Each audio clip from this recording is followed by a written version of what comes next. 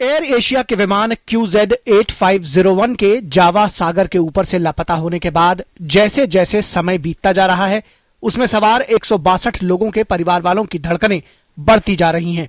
Malaysia airlines का विमान 9 महीने के बाद भी अब तक नहीं मिला है और एक नए हादसे ने दस्तक दे दी है। इंडोनेशिया सरकार लापता विमान की तलाश के लिए पूरी कोशिश कर रही है, लेकिन फिलहाल तो कोई सफलता मिलती नहीं दिख रही है। विमान की खोज के लिए खोजी दलों ने इंडोनेशिया के अपतटीय क्षेत्र में समुद्र के पानी में अभियान शुरू कर दिया है और खराब मौसम के बावजूद ये जारी रहेगा।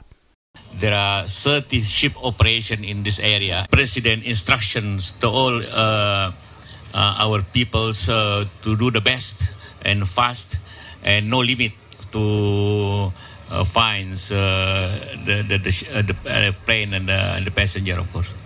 बताया जा रहा है कि विमान के समुद्र तल में होने की आशंका है और उसे विमान के इमरजेंसी लोकेटर ट्रांसमीटर से कोई सिग्नल नहीं मिला है।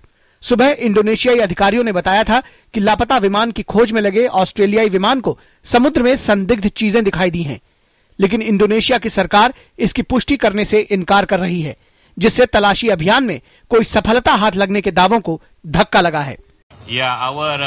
Basarnas and Navy have verified the reports that we cannot clarify that this data is correct and this is correct is come from that Air Asia's plane.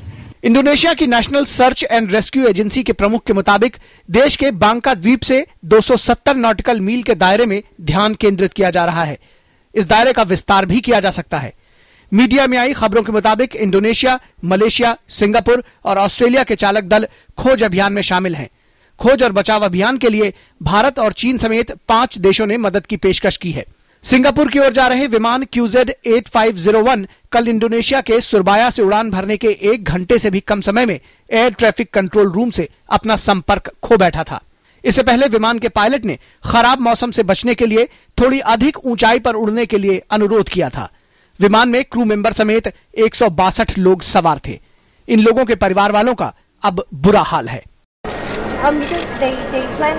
उन्होंने स्वयं ही अपनी छुट्टियों की योजना बनाई थी। हमारी शादी से पहले ये उनकी आखिरी छुट्टियां होती। उनके परिवार के साथ उसकी ये आखिरी वेकेशन थी।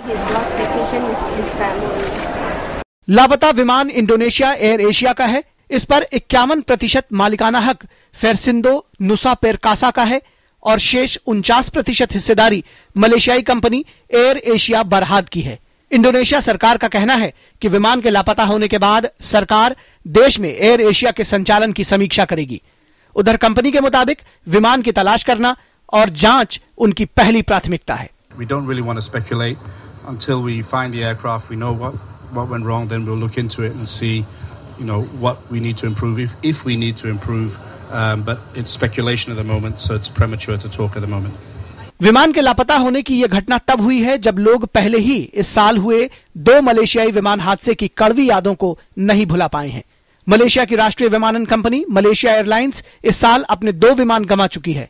8 मार्च को उड़ान संख्या MH370 वाले विमान ने कुआलालंपुर से बीजिंग के लिए उड़ान भरी थी और ये चालक दल के सदस्य सहित लापता हो गया था।